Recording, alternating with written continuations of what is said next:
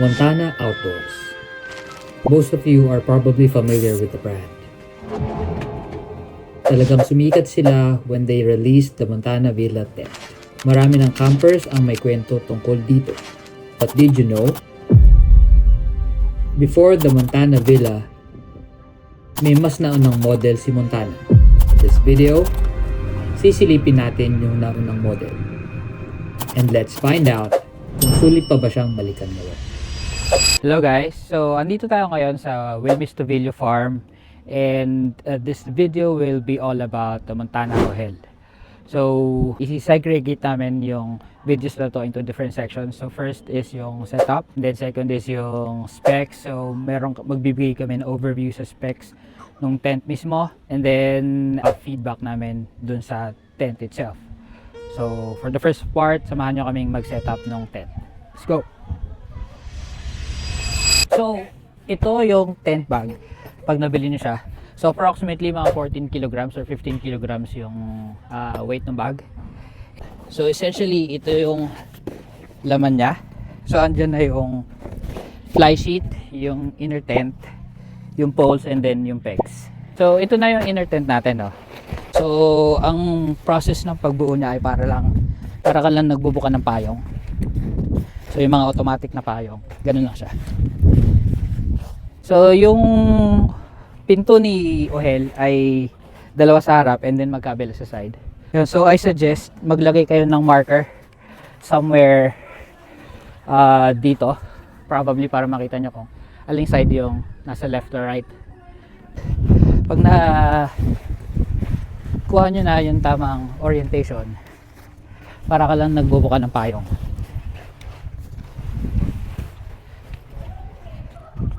Okay, so ito yung initial na setup na. Nabuka na natin yung mga legs. So ngayon, iangat naman natin siya. So ipapress mo lang yung button and then hilahin mo siya pataas hanggang sa mag-lock na siya dito. And then we'll do that for all the legs. Ayan, so ito na yung itsura ng tent pag nakabuka lahat ng legs and then naka-extend na. So ang next step ay ipepeg na yung sa may base ng legs. Yun. So, we'll do that for all 6 legs. Ito na rin yung opportunity for you to adjust yung pagkaka-extend ng tent. Kung gusto nyong banat na banat or hindi masyado. So, ito na yung itsura ng tent, inner tent, pag na-peg na lahat and then na-adjust na. So, ang gusto namin, batak siya pero hindi na gumagalaw yung tent. So, next step ay ilalagay na natin yung rain fly. So, sa rain fly pwede namang isang tao lang pero mas madali kung dalawa. Kaya hahanap ako ng assistant ko. Assistant, come here. So, sa pag-setup ng rain fly, ang ginagawa namin usually ay hinahanap muna namin yung logo ni Montana. Kasi yung logo ni Montana, yun yung nandito sa pag nakaharap kayo sa tent, sa right.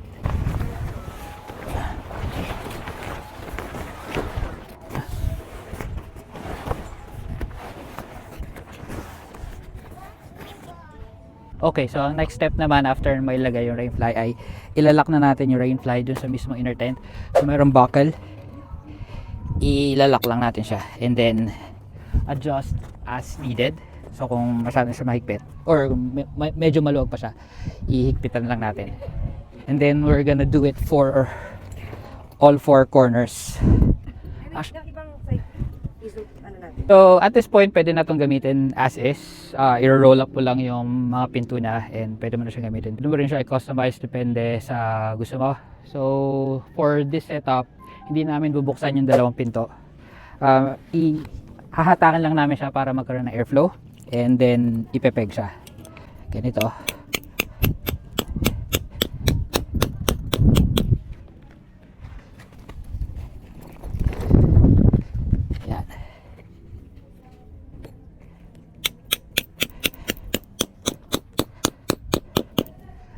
Okay, so by doing so, you allow airflow sa ilalim and magkakaroon ng ventilation doon sa loob. So ang next na step naman ay iangat natin itong dalawang pinto dito sa harap and then lalagyan natin ng pole. Meron siyang 3 poles And then yun yung magiging entrance natin dito sa tent. Bago natin ikabit yung pole, kabit muna natin yung guy line dun sa mismong canopy. So napakita ko na to dati, pero ang pagtali ko ng guy line sa dito sa bracket niya or sa ring niya ay tawag dito ay painter's hitch. So gawa ka lang ng loop, and then yung mismong main line papasok ko doon sa ginawa mong loop, and then yung working line, yung medyo yung dulo, papasok ko ulit sa nakikita loop, and then hilahin mo lang siya. Yan, so painter's hitch siya yung tawag din.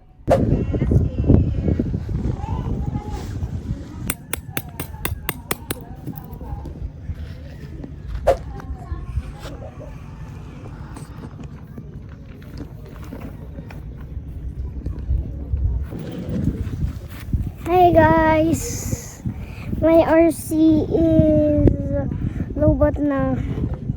Yun, so nabuo na natin yung Montana Hill, and this is our usual setup pag ito yung tent na ito yung gamit namin. So for now, I'll show you around this tent. When we wake,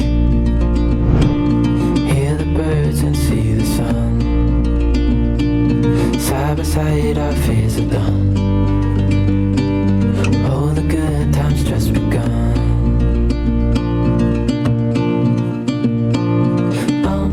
We know what we have, let's hold on tight. Found what we're looking for in life. Call us crazy, but things are finally right. With you and I, the future is bright. Yun, so punta na tayo sa second segment na ating video. So for this segment, i-discuss natin yung product specs. So let's move from the outside to the inside. So at the outside, yung tent natin ay meron siyang isang canopy sa harap, and then 2 doors sa magkabilang side, and then yung sa likod ay pwedeng canopy rin, pero windows lang yung nasa likod. In terms sa lapad, meron siyang 330 centimeters sa lapad. Yung sa haba niya ay 240 if I'm not mistaken, and then yung taas niya at the highest point is 175 centimeters. Punta naman tayo doon sa loob ng tent. Yung loob ng tent, I'll let you visualize. Let's say divide natin yung loob ng tent into 2. Yung isang half ay kasyang-kasya, saktong-sakto yung double size na air bed ni Nature Hike. So yun yung usual setup namin, bed sa isang side, and then dun sa isang side is yung mini receiving area namin or yung tambayan namin. Kaya namin maglagay ng isang sofa ni Movie Garden, and then yung mini side table, and then a couple of Raptor boxes sa side, and then pwede ka pa maglagay ng center table.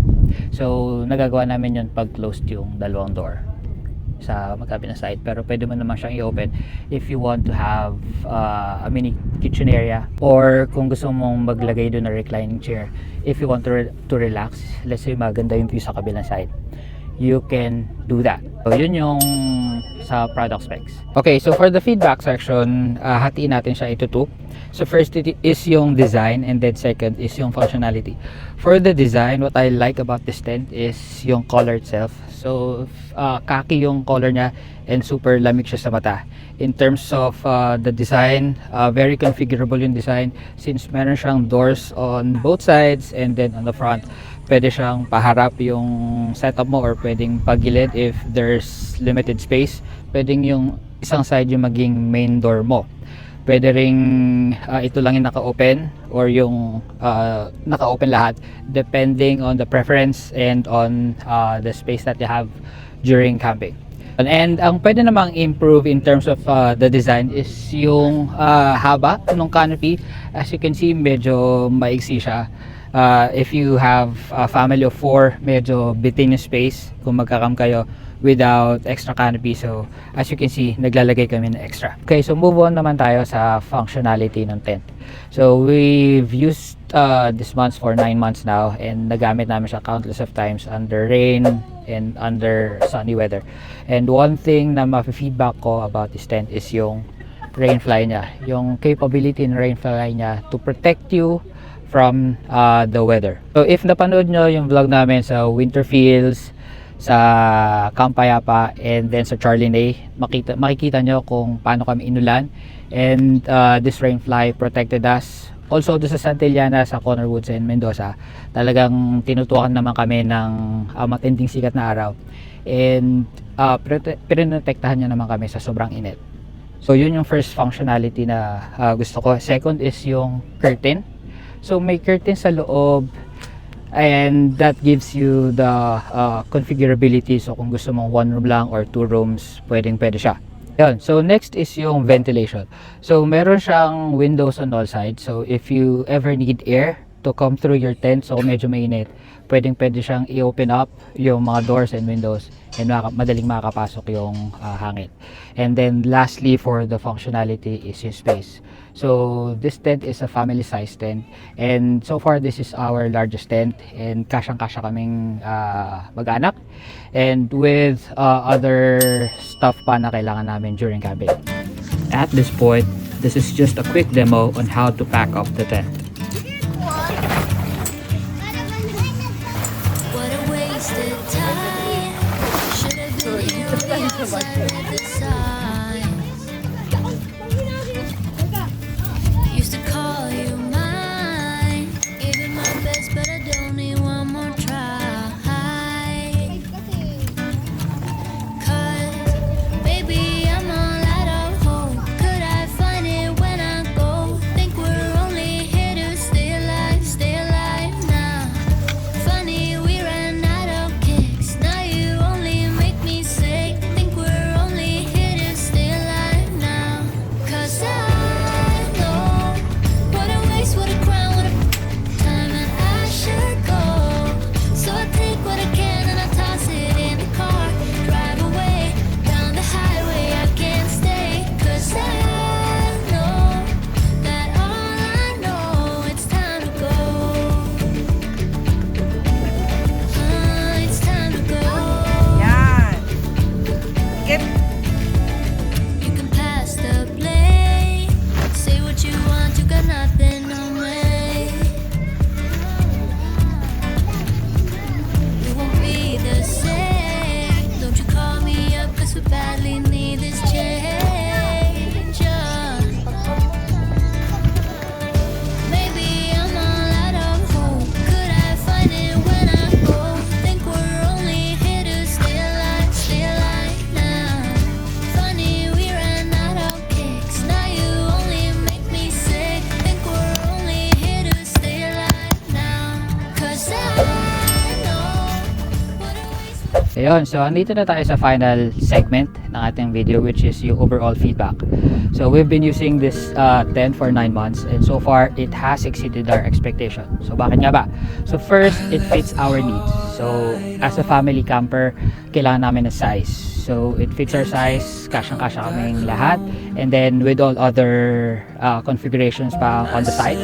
Second is yung design. So gustong-gusto talaga namin yung color and design ng tent. Third is yung weatherproofing, anong rainfly sa atin. So nakapag-cam na kami sa sobrang init and sa sobrang lakas sa ulan. And so far, walang tagos kahit ano. And then lastly is automatic siya. Malaking bagay yung pagiging automatic ng tent kasi mas madali siyang i-set up. Okay. So marirecommend ko ba yung tent na to sa ibang campers?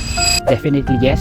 Pero make sure to do your due diligence. Mag-research kayo and magtanong-tanong sa experience ng ibang campers about sa tent na to. So, thank you Montana Outdoors for this opportunity. Isa tayo sa mga first few owners ng Montana Ohen, and definitely hindi tayo magiging last kasi good news, since maraming nagtatanong ng tent na to sa mga videos natin. May parating na batch this coming January 2026, although yung variant niya is yung large. So this is the end of the video. Sana ay marami kayong natutunan, and see you on the next one. Say bye-bye, Seth. Bye-bye! Bye! Going to MPC. Stars fell out, the moon turned gray. The wind keeps whispering your name my way. I counted the hours, I folded the time, but nothing brings you back to mine.